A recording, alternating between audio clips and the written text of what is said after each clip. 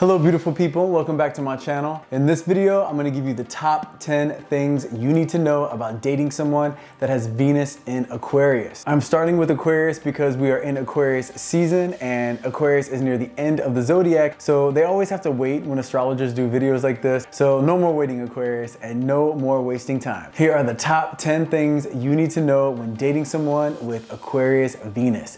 Let's go. Number 10, they don't like to follow traditional rules. We know that Aquarius energy is all about embracing their rebellious nature. So the last thing that anyone with Aquarius Venus wants to do is be pinned down by any rules that you try to place on them. So if you want the affection of someone that has Venus in Aquarius, ease up on the rules and the chances of them being excited by the relationship will greatly increase. Number 9, they are turned off by overly emotional people. Someone with Aquarius Venus can be very romantic and loving, but they are not trying to be a part of your soap opera. They can smell drama a mile away, and once they catch a whiff, you can consider them Casper because they will disappear. Number 8, you must be a friend as well as a lover. Someone with Venus in Aquarius places just as much importance on the friendship connection that they have with you as they do with the romantic connection. They are not interested in one without the other. So if you're one of those people that sees a romantic relationship as one thing and then your friendships as another, where there are certain things that you would tell your friends that you wouldn't tell the person that you're in a relationship with, well then someone with Venus in Aquarius is probably not for you. Number 7, if they don't seem interested, it doesn't necessarily mean that they aren't. Someone with Venus in Aquarius finds it sexy to be a little aloof and hard to figure out. The challenge is fun for them, so one of the ways that they may flirt with you is to play a little hard to get, a little hard to read, but if you're the type that is intrigued by this and you like a bit of a chase, then you two could make a great match. Number 6, they are extremely unselfish. They don't want you to make it all about them, and they don't want to make it all about you. They want to make it all about having fun and freely exploring the connection that the two of you have. So keep it balanced, keep it equal, and most of all, keep it exciting. Number 5, they are majorly turned off by jealousy. Yep, to them, jealousy is not sexy. It doesn't mean that you care about them. It doesn't mean that you're protecting the relationship. For them, it reads you're insecure, and insecurity means emotional drama, which, like I said before, for them means bye-bye. Number 4, admiration without strings attached excites them. If you want to flirt with a person that has Venus in Aquarius, let them know how smart you think they are and how much you love their ideas. But don't follow it up with, are you looking for a commitment? Or they will look for the nearest exit. This doesn't mean that they can't commit. They for sure can commit, but they don't want to discuss it or really even think about it during the initial flirting phase. So laugh at their jokes, if they're funny of course, and just know flattery without filing the paperwork to fence them in is sexy to them. Number 3, for them, money equals fun. Not only are Aquarians generous with money, but they see its main purpose as an opportunity for more freedom and more fun. They're also attracted to that quality in a partner. They respect someone that's smart with their money, but if you're cheap and complaining that bread at the supermarket went up 23 cents, then do yourself and them a favor and look elsewhere. Number 2, they are attracted to beauty and brains. Someone with Venus in Aquarius for sure is excited by someone's physical appearance, but not nearly as excited as they are when they connect with someone on an intellectual level. If you want to attract someone with Venus in Aquarius, don't be dumb. Playful and goofy, yeah, they actually like that. Unconventional, yep, they like that too. But straight up lacking intellectual perspective, a big turn off. Huge. And the number 1 thing you need to know about dating someone with Venus in Aquarius is the best way to please them is to be confident enough to give them space. Space to be who they are with no judgment, while making sure to let them know that you admire them for their uniqueness, their intellect, their innovative ideas, and for their ability to make any mundane, boring, seemingly standard activity into the adventure of a lifetime. Do that for them and they'll do the same for you. And now for some Ask Astrology Guy questions. Okay, so the first question we have comes from Wayne Reinica. He says, I love the Q&A, Astrology Guy. Well, thanks Wayne, I really appreciate that. Then he goes on to say, I am Pisces Sun, Cancer rising with Moon, Mercury, Mars, Jupiter, and Saturn in Aquarius.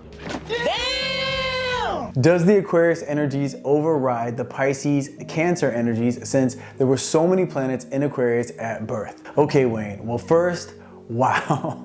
That is a lot of Aquarius in your chart. Now, with all of that Aquarius energy, it for sure amplifies the power of Aquarius with no doubt. But does it override your Pisces sun and Cancer rising? Well, not really. The thing is, I always tell people to look at it this way. When you take your sun, your moon, and your rising, look at it as like three friends hanging out.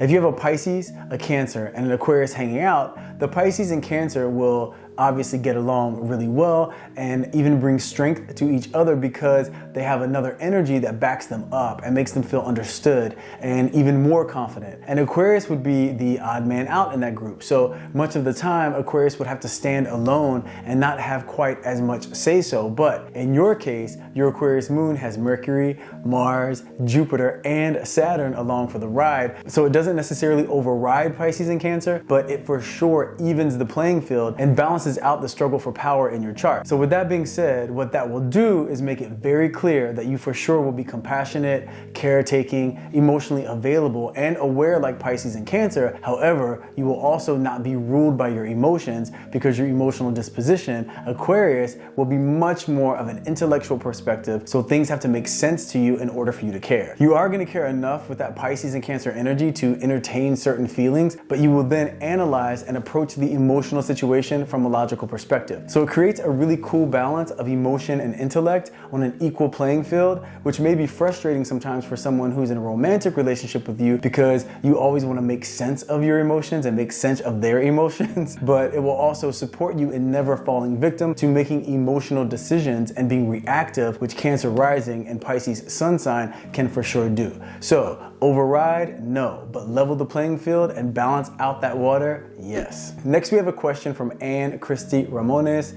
or Ramones, however you say that. I like rolling my R's. Anyway, she says, hello there. My sun is Capricorn and moon in Aries. I'm attracted to a man with sun in Capricorn but moon in Libra. I know that our moons are totally polar opposites, but in your Scorpio sun video, you said that Cap sun and Scorpio sun are compatible. But what if our moon signs are polar opposites? What adjustments do we have to do not to reject one another? Thanks and more power. Great question, Christy, and thank you for the power. Okay, so yes, Scorpio and Capricorn are fantastic together. Now this will work great when it comes to just having things in common and seeing the world in a similar way. And in the beginning of the relationship, you really don't have that many emotional outbursts, or you really don't get triggered as easily because both of you are really putting your best foot forward and you're really doing your best to get along and enjoy each other. But when you two get farther into the relationship and you start to get triggered emotionally, which happens in all relationships no matter how compatible you are, and one or both of you is upset, you will be operating much more from your moon signs. And here's where the challenge begins, because he will be operating from Aries and you will be operating from Libra, which although they are attracted to each other because they're opposites, they see things very differently. So the best way to bridge this gap is to make sure when one of you is upset about something and approaches the other to express their feelings with hopes to resolve the issue, make sure not to get into a debate of who is right and who is wrong, because you will both get so frustrated with the other for not seeing your point of view. Instead of debating, focus on the solution. For example, if he does something that you don't like, instead of telling him why you don't like it, let him know how it makes you feel and what it is you would need from him in order to feel better. If you start explaining to him why what he did was wrong, he's only going to tell you why you're seeing it the wrong way, which begins a disconnecting and frustrating debate. But if you say, when you do this, this is how it makes me feel, and this is what I need in order to feel better, then he can respond with whether or not he's willing to do what you're asking him to do, but you two will stay away from the debate of whether or not he agrees that you should feel that way. Because 9 times out of 10, if not 10 times out of 10, he will be feeling differently about it and seeing it very differently. So it's all about saying what you need to feel reconnected, focusing on the solution and not the opinion or perspective of the other person when it comes to how they're seeing the situation. This way you're tending to each other's needs because you care about each other, as opposed to judging the way that the other person's seeing the situation, because it will be different when you're operating from your moon signs.